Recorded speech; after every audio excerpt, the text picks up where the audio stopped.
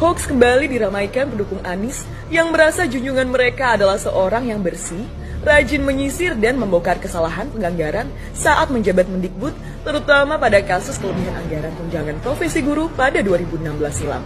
Padahal kenyataannya sangat bertolak belakang dengan fakta. Anieslah justru yang kebobolan. Simak faktanya jika kamu berada di jalan yang benar. Pertama, adalah Bu Sri Mulyani yang pertama kali mengungkap adanya kelebihan anggaran tunjangan profesi guru saat melakukan rapat dengan Komisi 11 DPR pada Kamis 25 Agustus 2016. Saat itu Sri Mulyani tegas menunda tunjangan profesi guru karena adanya over budget sebesar 23,3 triliun rupiah. Kedua, guru yang berhak atas tunjangan profesi guru adalah guru yang bersertifikat. Data jumlah guru bersertifikat ini dihimpun oleh Kemendikbud. Atas data inilah, Kemenko menyiapkan alokasi anggarannya dalam APBN hingga akhirnya Sri Mulyani membongkar ngaurnya data guru bersertifikat dari Kemendikbud ini. Data yang dimiliki Kemenko menunjukkan bahwa jumlah guru bersertifikat pada 2015 banyak 1,2 jutaan orang. Sementara data yang dimiliki Kemendikbud sebanyak 1,6 jutaan orang. Selisihnya mencapai 400 ribuan guru. Jelas sekali, kelebihan bayar ini bermula dari kesalahan hitung guru bersertifikasi oleh Kemendikbud. Ketiga, fatalnya data Kemendikbud yang mengusulkan penganggaran ini juga diakui oleh PGRI.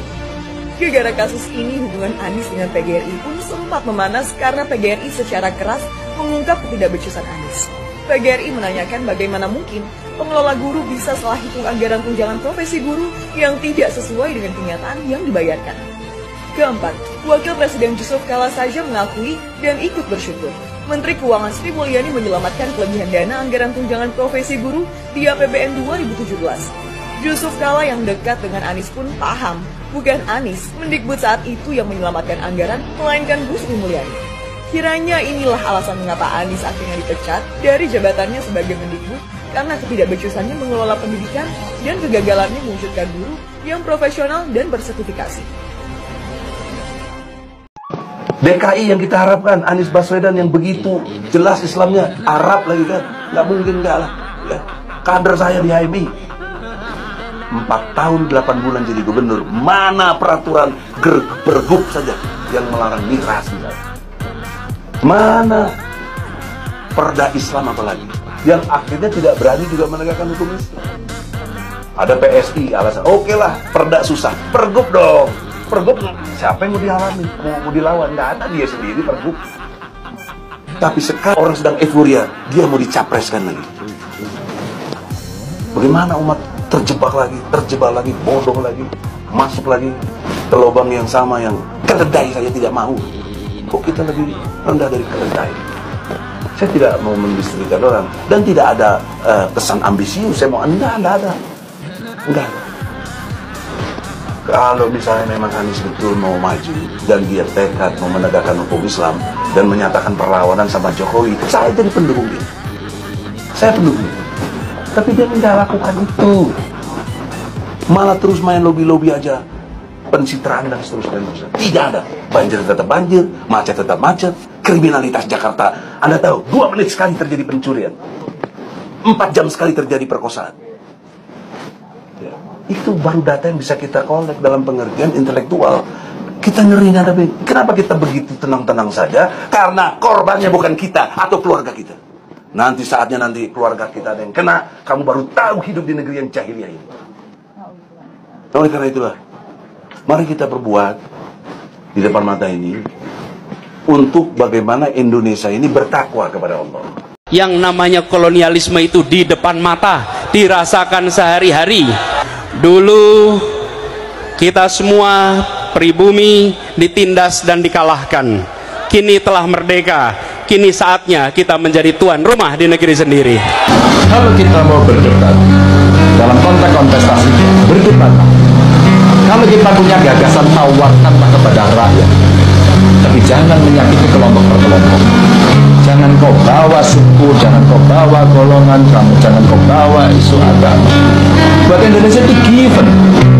Karena apa? Sudah ada pendiri bangsa sudah bicara kok pada soal ini. Kita itu terlahir dari ribuan pulau, suku, agama, golongan, dan menyatukan di 28 Oktober sebagai bangsa, berbahasa, bertanah air Indonesia. Benar, nggak ada negara seperti Indonesia. Pak kemudian dirumuskan menjadi Bhinneka Tunggal Ika. Jadi kita tidak bisa bicara hanya satu kebinekaan, titik, enggak. Kebineka Tunggal Ika, karena harus ada persatuan Indonesianya. KPK itu setiap nyebut mau menyelidiki gitu, orang mau demo, KPK-nya mau dibakar. Kalau ini ya untuk menjegal gitu. Sehingga ya gamang. Apakah kasus korupsinya ada indikasinya kuat? Laporan BPK. Laporan BPK itu menyimpulkan Formula E itu tidak boleh dibiayai oleh APBN maupun APBD. Firm itu ya? Firm. Karena menurut undang-undang yang boleh dibiayai oleh APBN, APBD itu undang-undang olahraga tertentu yang disukai rakyat secara masif. Nah, lalu disebut yang masif itu apa? Sepak bola, voli, bulu tangkis. Sirkuit itu tidak ada. Tapi kalau Anda tanya ke saya, bukan bahkan saya ya, KPK itu bukan bahan. Kalau Anda tanya ke saya, Anda pedulikan itu, tegakkan hukum. Assalamualaikum Pak Anies Baswedan. Jujur saja, Anda ini sangat imut sekali, tapi sangat memuakkan. Apalagi pidato-pidato Anda itu yang tidak masuk akal semuanya. Pidato-pidato Anda banyak menyesatkan masyarakat Indonesia.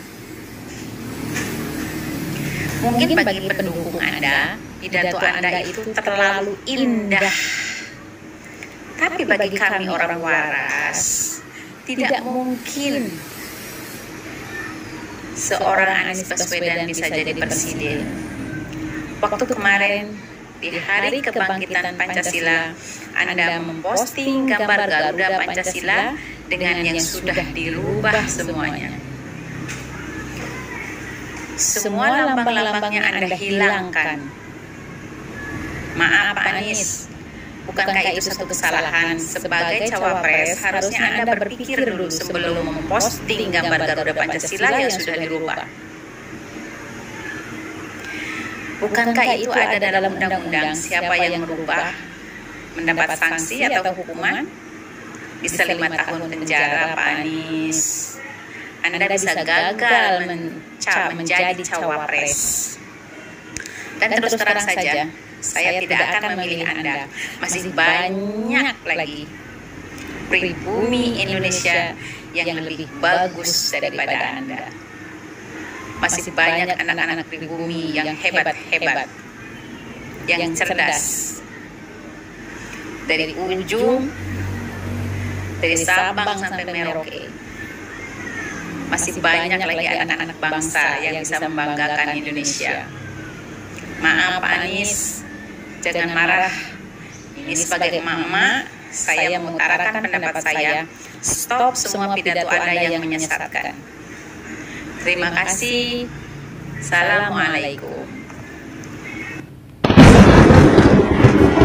Tuhan tidak akan pernah mengizinkan Anies Baswedan untuk naik jadi seorang presiden. No, ya bisa tapi tungguin penting dulu. Dulu tunggu dulu baru bisa naik jadi seorang presiden. Nur, semua resapan politik identitas. Mana ada bukti itu kali Jakarta nggak ada buktinya.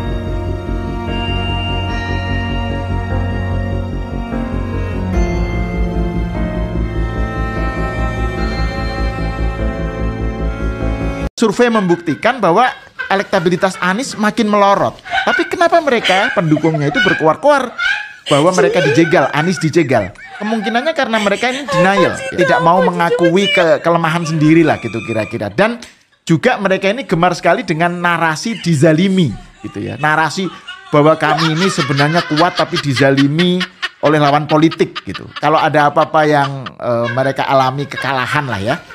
Itu bagi mereka itu bukan kalah, tapi karena dikalahkan. Kenapa ini dipertahankan? Ya karena ini adalah cara agar mereka ini nggak malu kalau nanti saat pilpres betul-betul tersingkir. Jadi ini adalah sebuah exit strategi dari pihak Anies, dari Anies sendiri untuk yang mereka persiapkan agar kalau mereka kalah, mereka tuh bisa tetap merasa bahwa mereka itu nggak kalah gitu, bahwa mereka itu dikalahkan, dibikin kalah.